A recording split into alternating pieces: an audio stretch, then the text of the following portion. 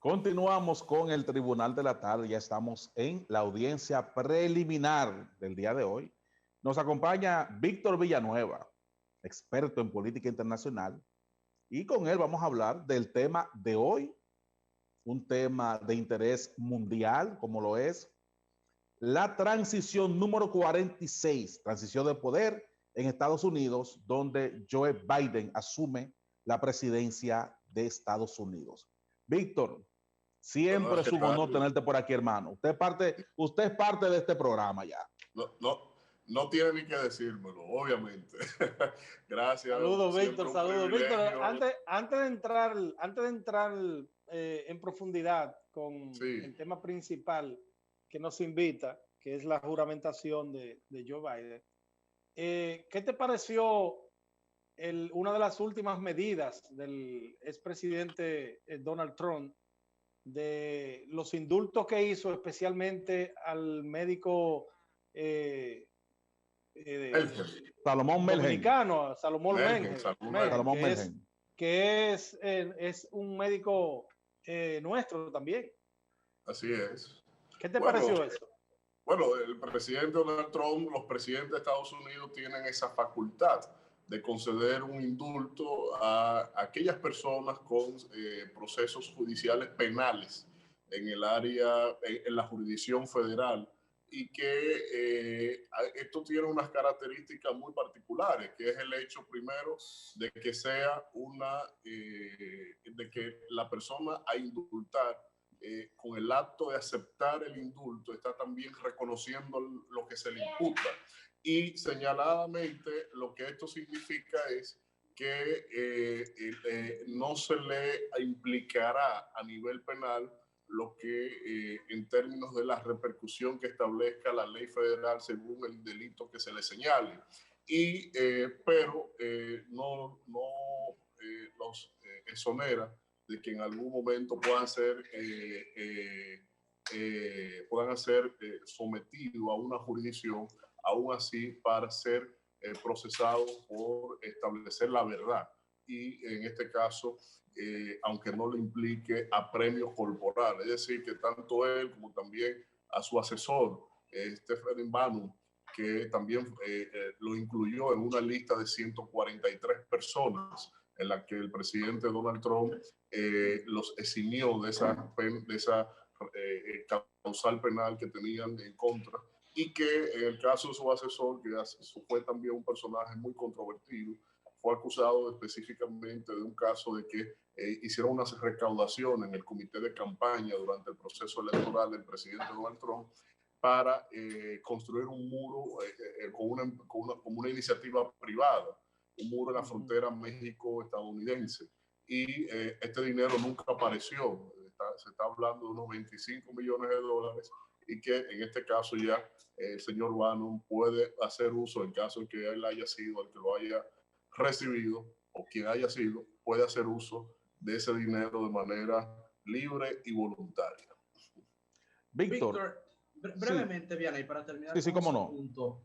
Es verdad, y esto nos gustaría saber tu opinión acá como experto, que el presidente de los Estados Unidos tiene también la prerrogativa de perdonarse a sí mismo a futuro. O sea, se estuvo comentando, y esto yo también lo escuché en otros medios de comunicación, que el presidente Donald Trump pudo haber firmado un perdón a futuro para él mismo o para favorecerse él mismo en torno a posibles procesos judiciales que pudieran perseguirle más adelante.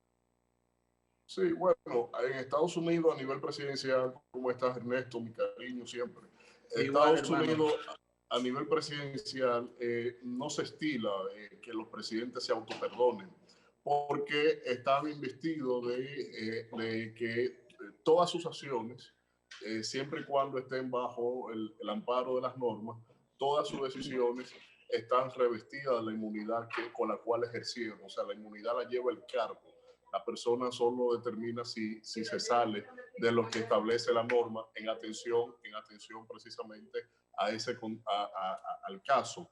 Ahora bien, con lo que tiene que ver con lo que se pretendía que Donald Trump pudiese haber hecho, o no se sabe si lo hizo y no lo publicó, pero en este caso el presidente Donald Trump pudiera haberse perdonado cualquier tipo de implicación que él supondría que iba a ser formalmente investigado, pero no a futuro. Eso no le iba a generar ningún efecto jurídico, y seguro cualquier jurisdicción de algún tribunal le hubiese coaptado esa intención en términos de que no puede darse un perdón para el porvenir. Eso es como un cheque en blanco a futuro. Y de esa manera dudo que lo haya hecho, y dudo que eso tenga alguna repercusión en caso de que lo hubiese hecho de esa manera. Víctor, mira, Joe Biden, sucesor de Donald Trump, pasamos de un presidente que era un hombre del mundo del espectáculo, jet internacional, un próspero empresario, ¿verdad? Del área inmobiliaria, del área de hoteles y casinos.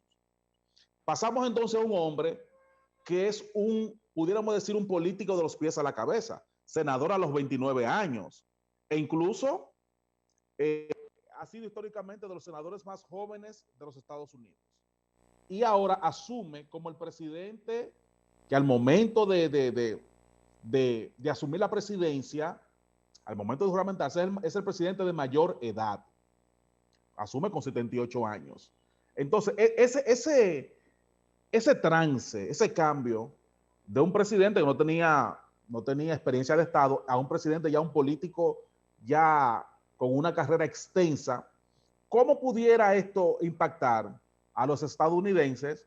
Sobre todo que abrigan la esperanza de que las cosas funcionen, porque Biden asume en momentos de crisis de salud y crisis económica producto de la pandemia. El caso, eso obviamente que la razón central que tiene Joe Biden como desafío en su administración lo dejó claro y evidenciado en su alocución: unidad. Y de hecho su discurso así se denominó. Unir América fue el título de su pieza oratoria que tuvo a bien a disertar en el marco de su juramentación. Ahora, todos los desafíos que tiene el presidente Joe Biden, sin lugar a dudas, tiene que centrarse en esto. La experiencia que tú señalas que él tiene es el mejor garante, porque es un hombre que no es un improvisado en el establishment norteamericano, el establishment político. Conoce muy bien a Washington, D.C., más de 30 años, casi 40 años de trabajo permanente e ininterrumpido en estos corredillos de tantos intereses políticos. Así que por lo cual el presidente Biden es una pieza perfecta en términos de poder hacer valer ahí cualquier iniciativa que venga precisamente a atender los grandes problemas que tiene Estados Unidos, ya sea en el orden de su política interna o ya sea en el contexto de su política exterior.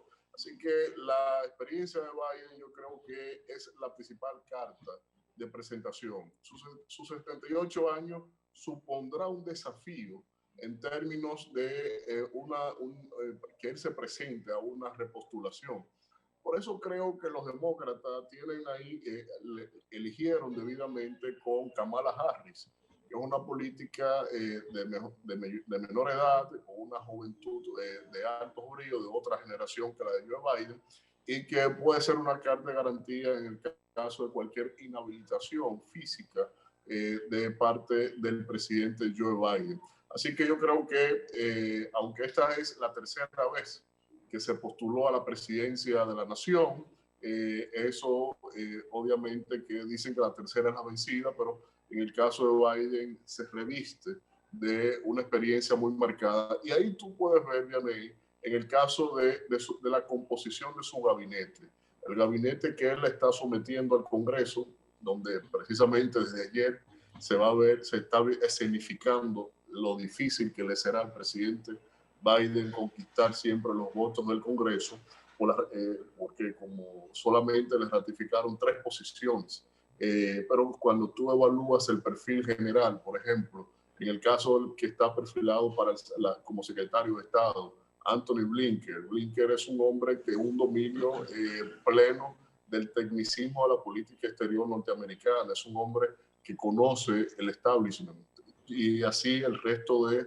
sus nominados, que son perfiles perfectamente de contexto de experiencia política, que contrarrestaba mucho con el perfil general de la administración de Donald, en el caso del presidente Obama, porque Obama llegó con muchos académicos, pero no con tantos políticos. Y en el caso de Biden llega con muchos políticos, no con tantos académicos. Y así yo creo que será matizada la sagacidad política del presidente Víctor, Biden. Bueno, el presidente Trump, desde su juramentación hasta el final, fue prácticamente, qué sé yo, diríamos nosotros, una gestión de saltos y de nerviosismo en sentido general, porque si bien es cierto que hay muchas personas que alaban la presidencia de Trump, y que unos dicen incluso que ha sido el único de los últimos tiempos que no ha apretado el botón de conflictos bélicos, entre otras cosas, no menos cierto es que había un nerviosismo permanente en las diferentes instituciones y diferentes organismos que mueven la economía norteamericana y la del mundo. Esta llegada del presidente Biden, ¿tú crees que puede poner un stop a ese nerviosismo incluso en lo financiero, donde las diferentes bolsas pues se activaban de una forma repentina por cómo venía el día con un tuit hoy, otro tuit mañana, y que marcaba una posición del presidente de los Estados Unidos? ¿Tú crees que esto pueda variar con la llegada de Biden a la Casa Blanca? Sí, bueno, de hecho, para graficar lo que tú señalas con total tino, es que tenemos el contexto geopolítico y el contexto financiero. En el geopolítico, el presidente Donald Trump, obviamente que se quemó por muchas de sus decisiones tomadas que desfiguraron el orden preestablecido desde décadas por parte de los Estados Unidos, no tan solo por las zonas en conflicto, sino también por la composición de sus aliados. Una de las principales razones, por ejemplo, en las que el presidente Donald Trump desfiguró el dominio preestablecido de los Estados Unidos en el mundo fue precisamente, por citarte un ejemplo, la OTAN, con el alegato de que los demás miembros tenían que poner más, desfiguró eso. ¿Y cuáles repercusiones tuvieron ahí? Bueno, tú tienes el caso de Turquía, que Turquía era el fiel aliado de los Estados Unidos en esta frontera hacia Europa y que de un momento a otro tuvo que verse Turquía doblegarse o duplicar su enfoque de interés geopolítico y también arrimarse un poco más hacia Rusia.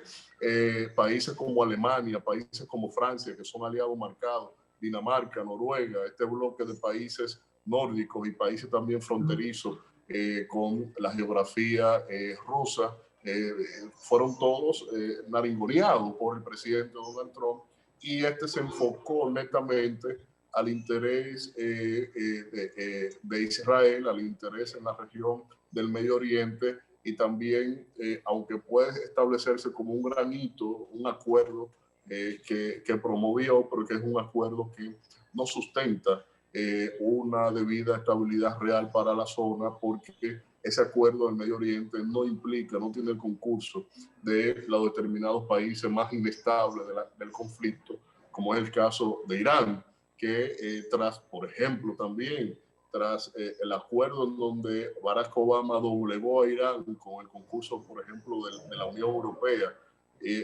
para que no produciera más armamentos nucleares o alimentara tecnología nuclear.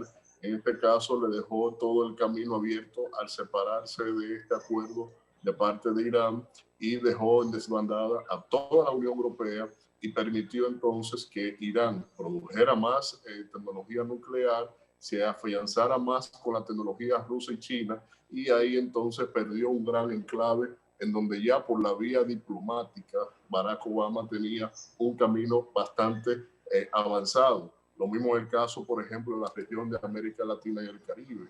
El presidente Donald Trump nunca miró por aquí, no estuvo en su atención medularmente cosas relacionadas a Venezuela, pero no más. Y sobre esa base, entonces, se puede decir claramente que desde la dimensión entonces financiera, el otro ámbito de tu planteamiento, es donde el presidente Donald Trump lo que llegó a realizar fue bajar los impuestos a los que más tenían, bajo la excusa de que se produjera más empleos.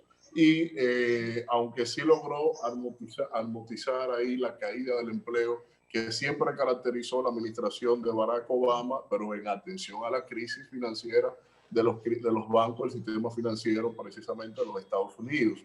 Entonces, ¿cuál es el mérito de Donald Trump para la estabilidad económica? Bueno, ahí los economistas, Ernesto nos dirá mejor, pero el caso es que él pudo cosechar la mayor parte de las medidas que estableció la administración Obama para precisamente a que este país superara este contexto de crisis económica que tenía. Es decir, que en la dimensión financiera también se quemó. ¿Por qué? Bueno, porque el presidente Trump, en un país que fomentó e impuso el modelo económico neoliberal, viene a establecer medidas totalmente criollas de incentivo hacia lo intrínseco, de no generar espacio de exportación. Y para contrarrestar esto en el mercado, se fraguó una amplia lucha comercial sin cuartel con el caso de China. Y de este punto de vista, lo que él estaba destruyendo dentro lo disimulaba hacia afuera con una guerra supuesta comercial con China, y que esto obviamente nunca sirvió para que eso que él tenía razón del panorama que tienen ciudades como la de Detroit, que son cementerios de antiguas fábricas, nunca cambió. Entonces, por lo tanto, lo que fue causarle una buena razón del presidente Donald Trump de mirar más hacia la industria local, por la manera en cómo lo hizo, sin lugar a dudas, lo que hizo fue ahondar más las circunstancias en las cuales esas ciudades como Detroit no podían desarrollar el dinamismo que una vez le caracterizó. Víctor, y en ese mismo orden, quiero formularte la siguiente pregunta. Y por supuesto que estoy de acuerdo con las valoraciones económico-financieras que hiciste, porque Donald Trump, como muy bien indicaste, heredó los éxitos que ya se venían trabajando en la gestión de Barack Obama. Pero sí nos gustaría profundizar un poquito en el tema China, que es de mucho interés para los dominicanos y las dominicanas, en especial porque vimos tanto en retórica como en medidas proteccionistas que el presidente Donald Trump intentó lacerar la industria china, que es al día de hoy la fábrica del mundo, pero sin embargo esas medidas fueron contraproducentes, tanto en su planteamiento como en los resultados que le fueron entregando a la misma industria estadounidense, porque como muy bien también estableciste, no logró superar los desafíos productivos que tienen, y pones como ejemplo la ciudad de Detroit, que era una meca del automovilismo, una fábrica de producción de automóviles, y hoy hay verdaderos cementerios de empresas quebradas.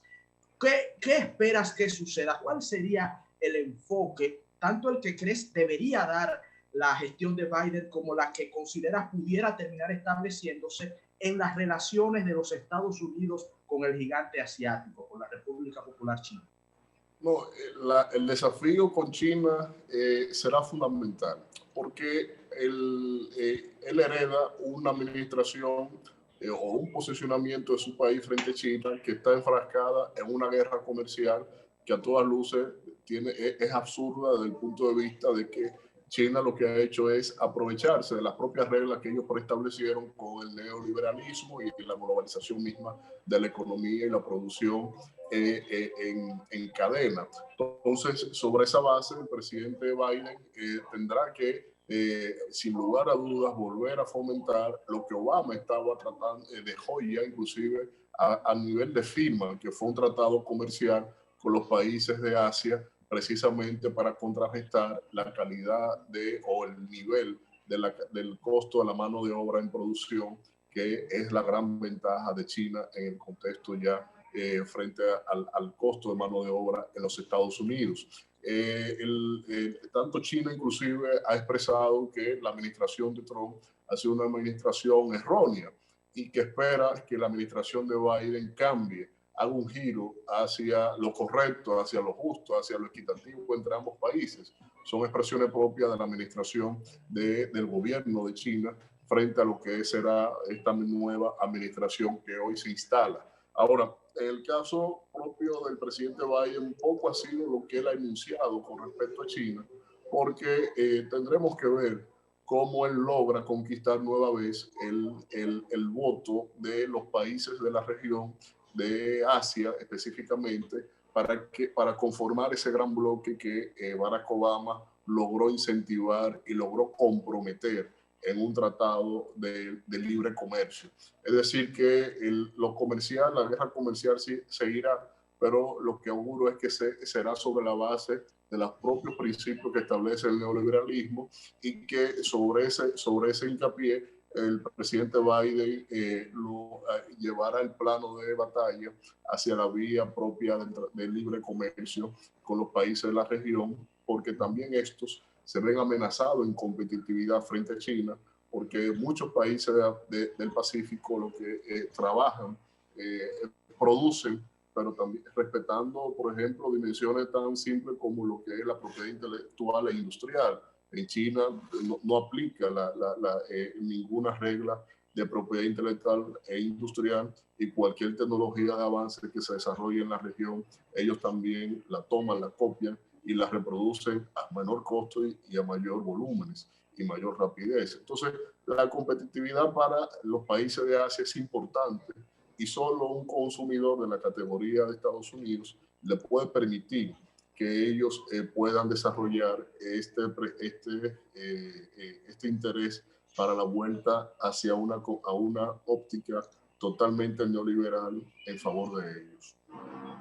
Sí, Víctor, las expectativas que pudieran generar algunos países de nuestra región que tuvieron situaciones un poco, ¿verdad?, incómodas con el pasado presidente Donald Trump. Las expectativas, por ejemplo, de Venezuela ante la administración que empieza hoy con Joe Biden. ¿Qué pudiera pasar? Biden en su discurso, inició su discurso donde mencionó en varias ocasiones el término democracia, dándole importancia a la misma. Sí. Y habría que ver cuando Biden se refiere a la democracia, habría que ver si dentro de la democracia se incluiría cierto respeto hacia otras naciones, específicamente de la región de nosotros, donde estamos, la región de América. Y también, si nos pudieras también, Víctor, explicar cuál sería una visión de la administración Biden también con el tema de Rusia. Bueno, hacia lo que es América Latina, Biden está obligado a mirar hacia la región otra vez. Y sin lugar a dudas que lo va a establecer, porque el avance chino, precisamente como conversábamos, es muy notorio en la vinculación comercial con los países de la región. Muchos de sus miembros de su equipo de campaña en el área de política exterior, como el propio secretario de Estado nominado todavía al momento, han señalado que Estados Unidos en la región tiene que ser fuerte, y es una concepción desde el origen del destino manifiesto de esta nación. Entonces, el planteamiento hacia la región, sin lugar a dudas, es que auguro que el caso de Venezuela podría tener alguna salida distinta, una salida que al momento no haya sido explorada, porque siempre he entendido que en el caso de Venezuela, Estados Unidos tiene que jugar al intercambio geopolítico a nivel internacional, a lo que la administración de Trump siempre se resistió. Te dejo, no hay ningún problema, te acepto que hayas invadido a Crimea, te acepto que tenga vínculos con Irán, o te acepto que Turquía sea tu nuevo cliente, pero suéltame a Venezuela. Quiero a Venezuela, te intercambio la deuda por la de Venezuela, te garantizo el pago de la deuda, pero necesito elecciones en Venezuela.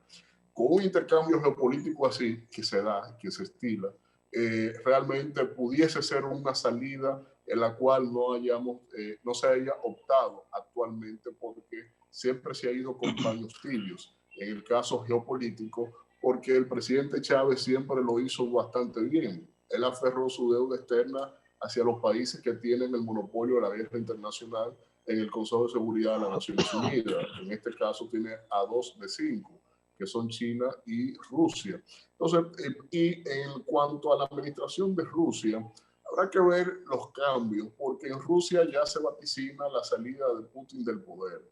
Ya él se está autoinfligiendo muchas inmunidades, imponiendo determinadas decisiones medulares con respecto al control político de esta nación. Ya él tiene experiencia en ese caso, porque una vez salió del poder y dejó a Dmitry Medvedev como un presidente títere para volver después y sin tener que ver con las implicaciones constitucionales de su país. Entonces, habrá que ver cuál será el giro, porque también tendremos en el escenario el caso del liderazgo europeo matizado en Alemania por Angela Merkel, que también Merkel sale de esta nación, de la presidencia ya después de 16 años, y en el contexto también de que en el 22 hay elecciones en Francia, en donde Macron no tiene todavía asegurado un nuevo término de mandato presidencial.